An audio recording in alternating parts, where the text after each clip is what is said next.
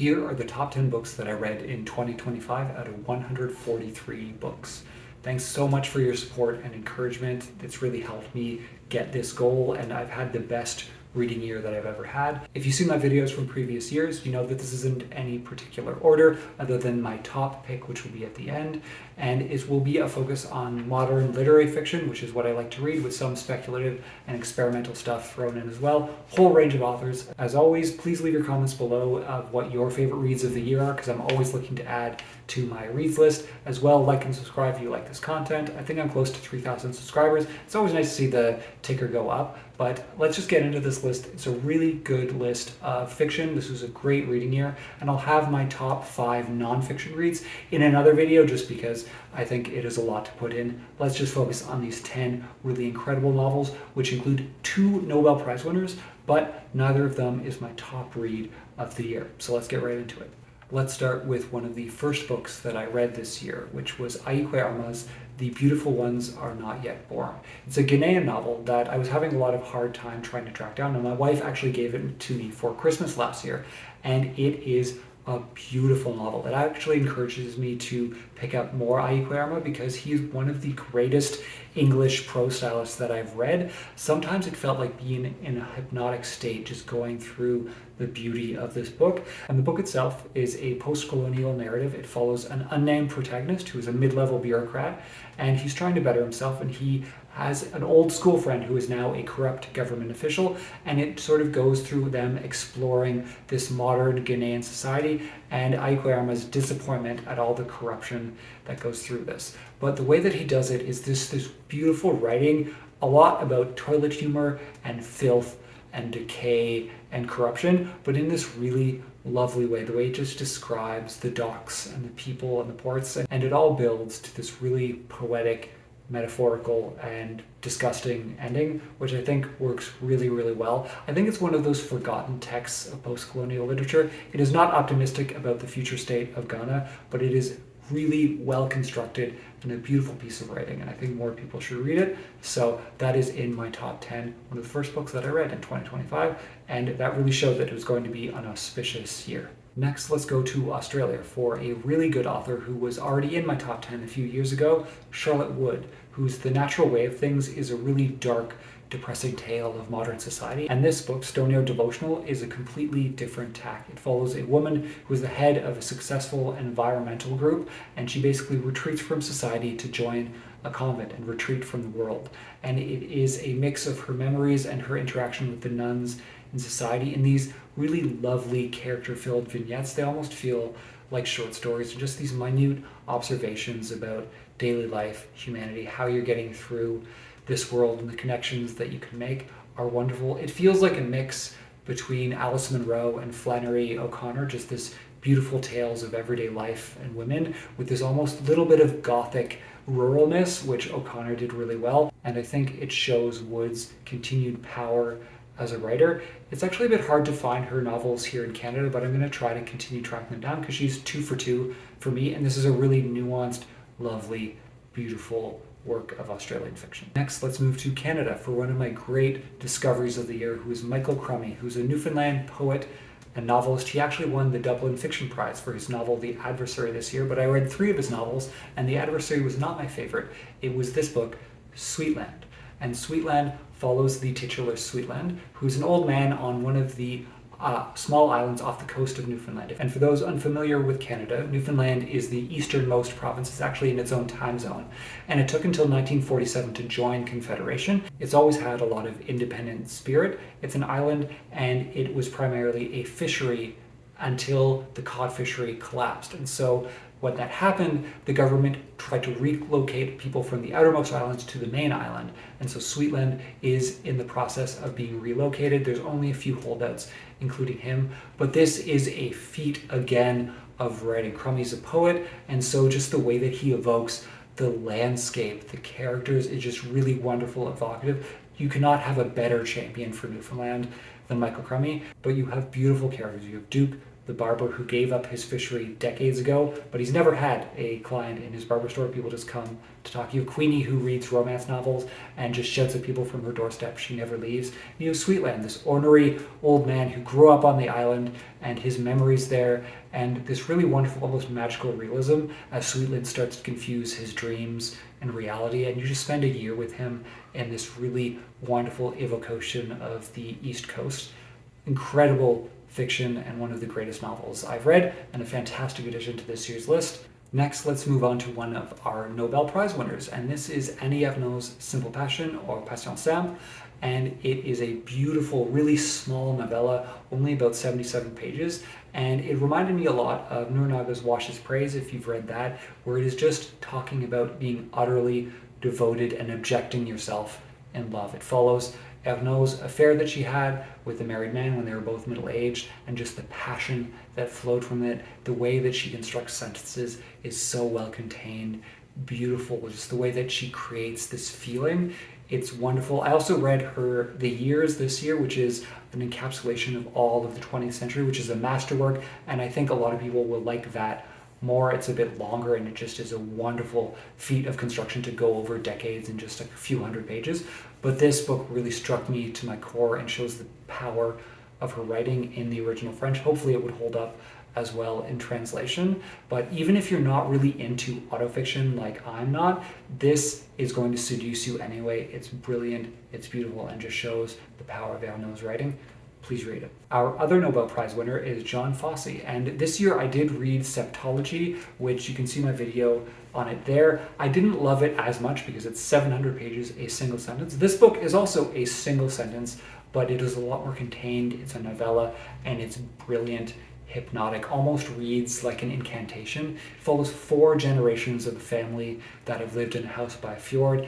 The characters see a fire by the fjord bank, and they wander down, they encounter the previous generations. There's a lot of confusion of perspectives. There's Aliss and Elsa, who also sort of reoccur as character names in Septology, but this is a wonderful depiction of a place and a time and a family stuck in place, and the power of memory. It's beautiful, it's brilliant, and it's a wonderful whirlpool of a story that you can finish in a day and will just leave you spellbound. Next, we have a modern classic that might be familiar to a lot of people, but was not to me. My wife actually recommended to me. It is Sandra Cisneros' The House on Mango Street, which is this wonderful collection of these little vignettes. They're only 2 or 3 pages of a neighborhood as our protagonist grows up. And so this shows all the neighborhood characters. There's a lot of pets.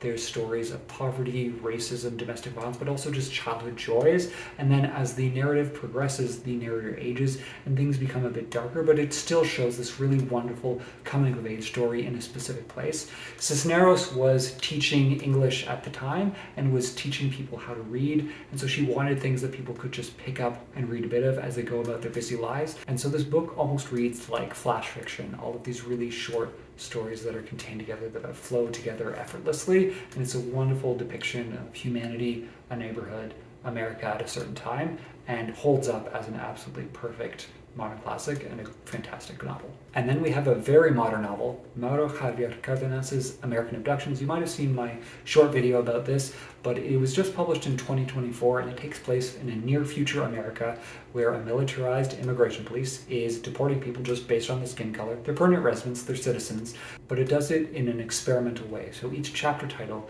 is named after one of the absent people, and it is ostensibly these interviews that Antonio, one of the deported people, is conducting with people who have been deported, as well as the stories of his daughter Ada, who's back in America, and it just flows really well. Each chapter is actually a single unbroken sentence, a single unbroken paragraph, and so it almost feels surreal, and that's doubled because this is a near future America where everyone has an AI chatbot that they converse with, named after a famous surrealist author, whether it's Robert Leno, Leonardo character, and there's even a character inexplicably named after Roberto Bolaño, the incredible Chilean novelist. And so there's a playfulness to this that I think belies the horror of the dehumanization and the separation that is enforced, as well as the dehumanization of tech that is replacing this human input of authors. And I just think the playfulness combined with the urgent political analysis combined with the really interesting experimental things just really knocked me away. It wasn't as impressed in my book club, where a lot of people were just sort of like, it's interesting, but it's a bit too much. This was a great experimental book for me because it doesn't necessarily take on politics. It doesn't condemn an administration. It just shows the people behind the policies and the way that they're being affected, as well as just taking some of the absurdities of the modern tech world and throwing it all into a whirlwind hodgepodge. I really enjoyed this. It's only 200 pages, but it's going to knock you off your feet, and it's very overwhelming to read, especially if you pay attention to modern American politics. Next, we have one of the greatest short story collections I've ever read. This actually got recommended to me off of TikTok, where I posted about Miranda July's All Fours and how I was a bit frustrated by it because it basically shows a woman having an existential crisis, but she has $20,000 to redecorate a motel room and have this existential crisis without having to keep her job or worry about bills. And so I asked people, what is some great working class fiction? And someone recommended me this short story collection, and it absolutely fit the bill. Lucia Berlin's Manual for Cleaning Women is an anthology which was collected posthumously after her death, and it outsold all of her other works combined. And all of her works are drawn from her life. She led a very interesting life. She's the daughter of a mining engineer, so she spent childhoods in rich white neighborhoods in Central and South America.